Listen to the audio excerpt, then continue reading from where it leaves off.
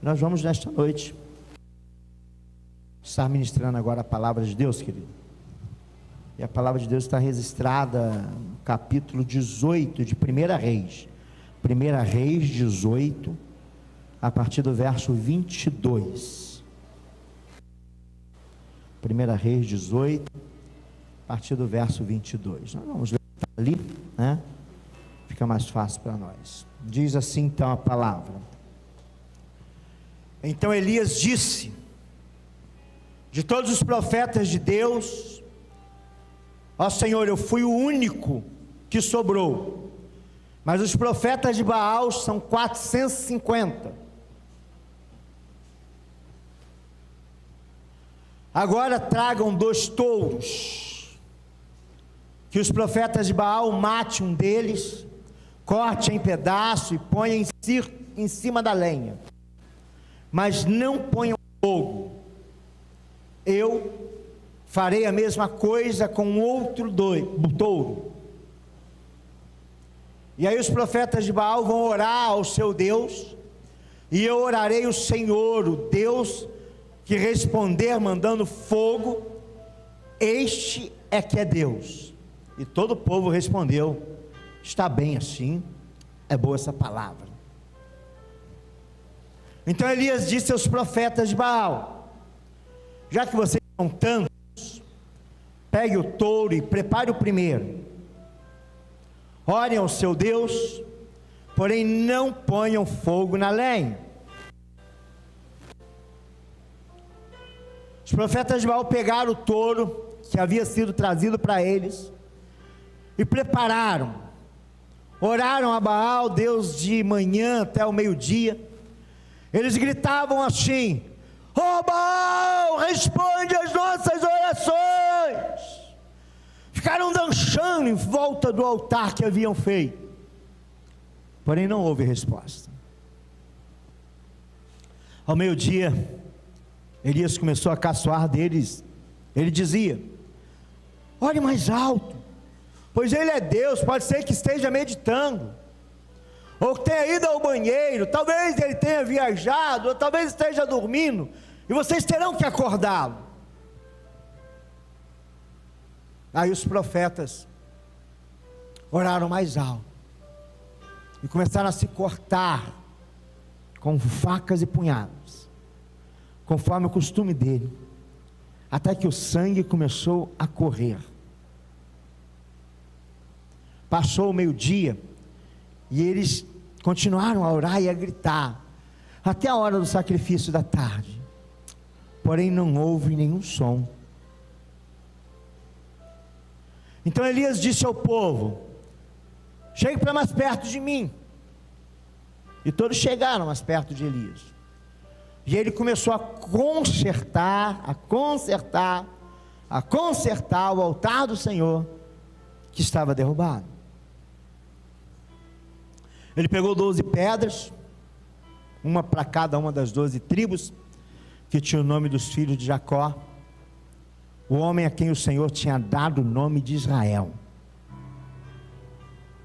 Com essas pedras ele ia reconstruir o altar para a adoração do Senhor, e depois cavou em volta do altar uma valeta, em que cabiam mais ou menos 12 litros de água. Em seguida colocou a lenha no altar, cortou o touro em pedaço, pôs em cima da lenha. Então disse: encham 4 jarras com água e derrame sobre o animal sacrificado e sobre a lenha. Eles fizeram o que ele estava mandando, e ele disse: faça de novo. E eles fizeram. Faça pela 3ª vez, disse Elias, e eles fizeram. A água correu em volta do altar e encheu a valeta. Quando chegou a hora do sacrifício da tarde, o profeta Elias chamou para perto o altar e orou assim: ó Senhor Deus, Deus de Abraão, Deus de Isaque, Deus de Jacó, prova agora que és o Deus de Israel, e que eu sou o teu servo, e que fiz tudo de acordo com a tua vontade. Responde-me, ó Senhor, responde-me, para que este povo saiba que tu, Senhor, é Deus, e que está trazendo o povo de volta para ti. Então o Senhor mandou fogo, e o fogo queimou o sacrifício, a lenha, as pedras e a terra, e ainda secou a água que estava na valeta. Quando viram isso, os israelitas se ajoelharam, encostaram o rosto no chão e gritaram: o Senhor é Deus, só o Senhor é Deus. Temos lido até o verso 39. Vamos orar? Senhor, essa palavra é tua, e aqui nós estamos reunidos com o povo que é teu. A oração que te fazemos é: pegue a palavra que é tua e aplique no coração do povo que é teu. Oramos assim em nome de Jesus. Amém e amém. Queridos, quero intitular essa palavra o seguinte tema: lenha seca é mais fácil pegar fogo. Lenha seca é mais fácil pegar fogo. O texto narrado conta uma história de um Deus poderoso agindo na vida de um homem cheio dele, profeta Elias. E o que Elias faz, amado? O que Elias faz é algo extraordinário, é algo tremendo. Porque Deus colocou este homem, e este homem ele era muito afoito. Eu digo isso porque ele chama o embate na terra do adversário, no monte que Baal se manifestava, no lugar que era reduto de Baal. Hoje eu estava contando para o povo algo semelhante que aconteceu com a gente aqui na igreja. Eu não sei se os irmãos lembram, o dia que o povo espírita, o povo da macumba, fez uma festa para receber o pastor, para a gente pregar lá em Magalhães Bastos. Levamos até alguns conosco, né? O pastor tinha visitado uma sobrinha de um irmão da igreja, de um diácono nosso. Ela tinha ateado fogo o próprio corpo. Visitamos num dia, ela rejeitou a oração, rejeitou a palavra e mandou chamar a gente no outro dia. No outro dia, quando eu volto, aquela mulher entrega a sua vida para Jesus. Na quinta-feira, quando é no domingo ou no sábado, aquela mulher falece.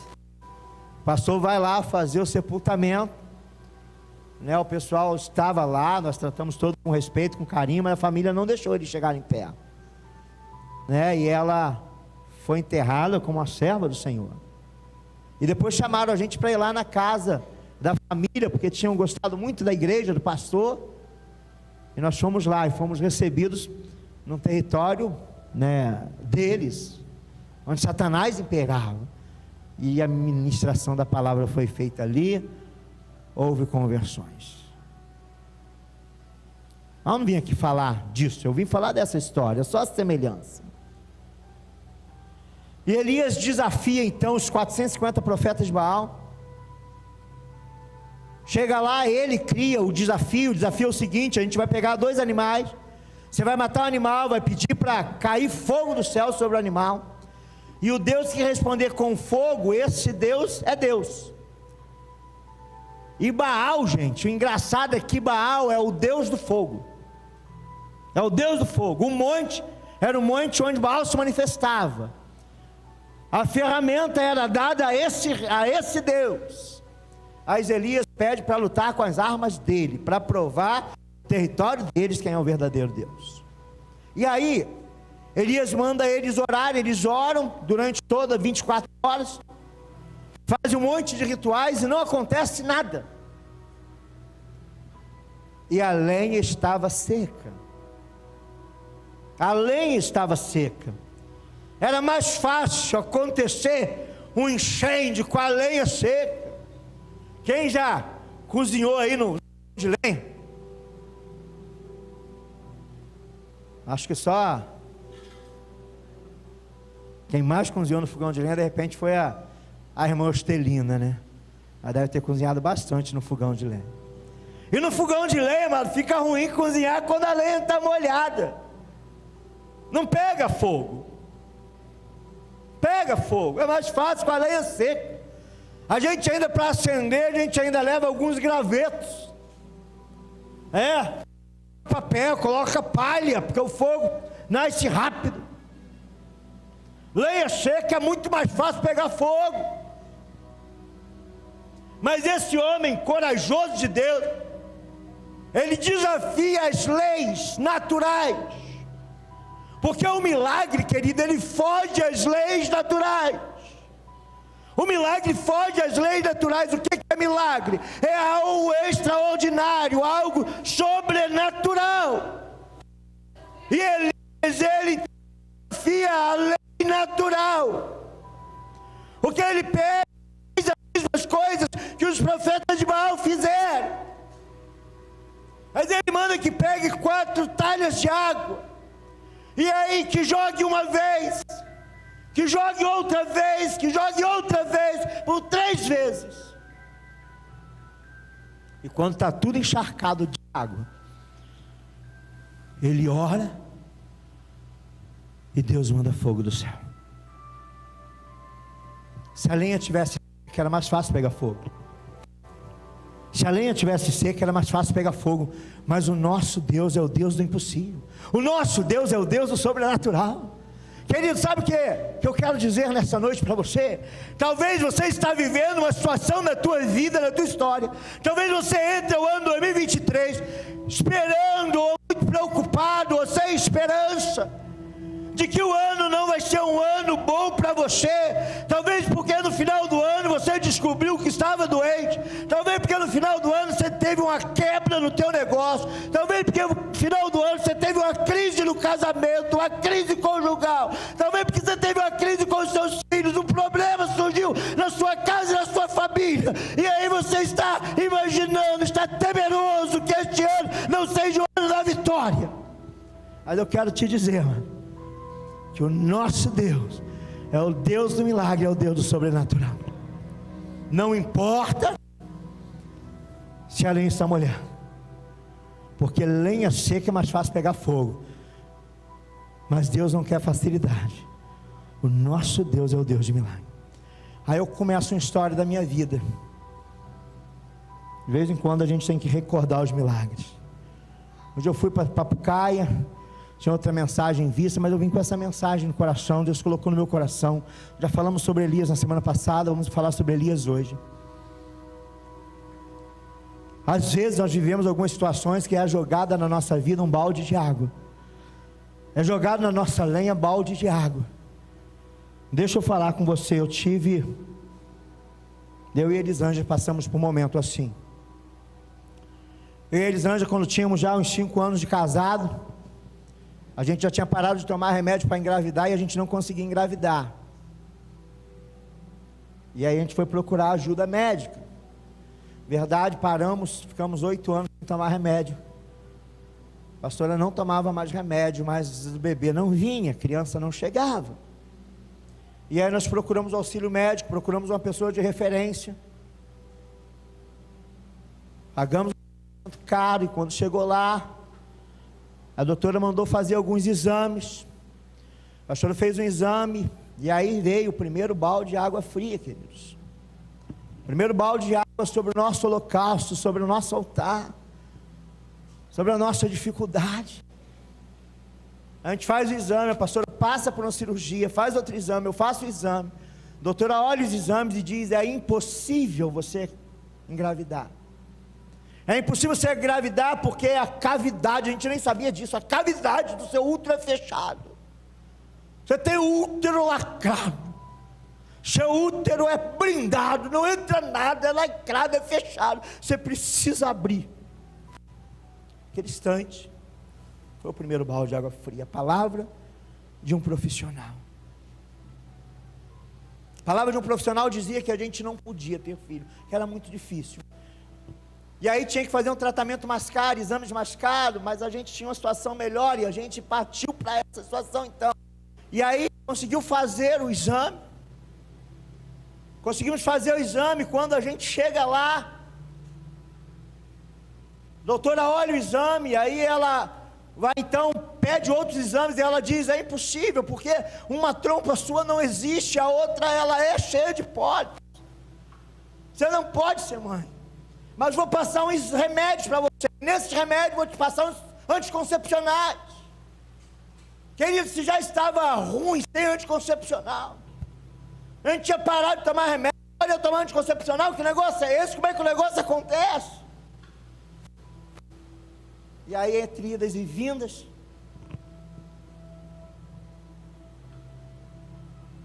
depois do segundo balde de água fria, não pode, porque as trompas, uma não existe e a outra está coberta de pólips. Era o segundo balde de água fria sobre o altar. Porque chegasse lá e falasse: está tudo certo contigo, a lenha estava seca, né? Aí eu ia chegar e está contando: Deus fez um milagre, Deus engravidou, a Elisângela engravidou, Deus engravidou a Elisângela engravidou. Não pode, tem que fazer cirurgia. Depois da cirurgia não pode, porque ainda existe empecilho. Depois ainda vou te passar um anticoncepcional para você tomar. E a gente volta para casa. A gente volta para casa, e nessa volta para casa, já com muito choro, com muita lástima, meu milagre aqui. Eu recebi um amigo para tomar um café comigo, e ele chegou com a gente. Ele viu a pastora sair do carro em pranto, chorando, e aí a pastora chegou lá, entrou para o quarto, eu fui preparar o café, e aí surgiu ali o terceiro balde de água, no meu altar, no holocausto. A pessoa disse para mim assim: pastor, me faz um favor, para de falar que a sua esposa vai engravidar. O senhor está criando para ela um problema psicológico. Larga a mão disso, cara. Toca a vida, faz tua esposa feliz, vai viver teu ministério, esquece esse negócio de filho. Era o terceiro balde de água fria vindo de um amigo próximo. E aí eu disse para ele assim: eu não posso parar de falar aquilo que Deus mandou eu falar.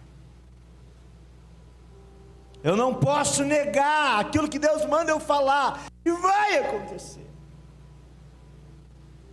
Acaba o tratamento, a doutora disse que não pode.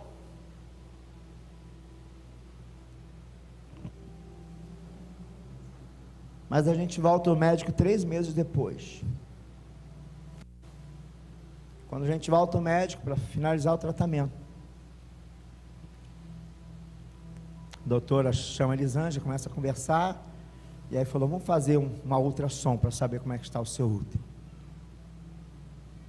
E quando faz a ultrassom, ela vê lá um pontinho, é só um pontinho, gente.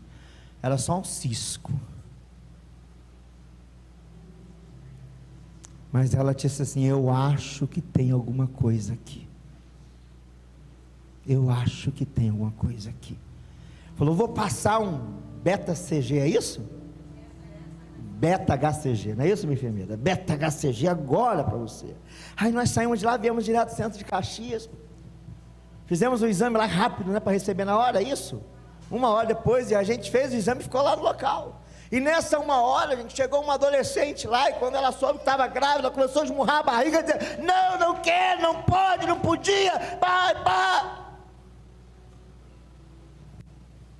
Mas uma hora depois veio o exame nas nossas mãos, e quando a gente pega o exame, está lá positivo, a gente ajoelha lá no meio do laboratório e bendiz o nome do Senhor.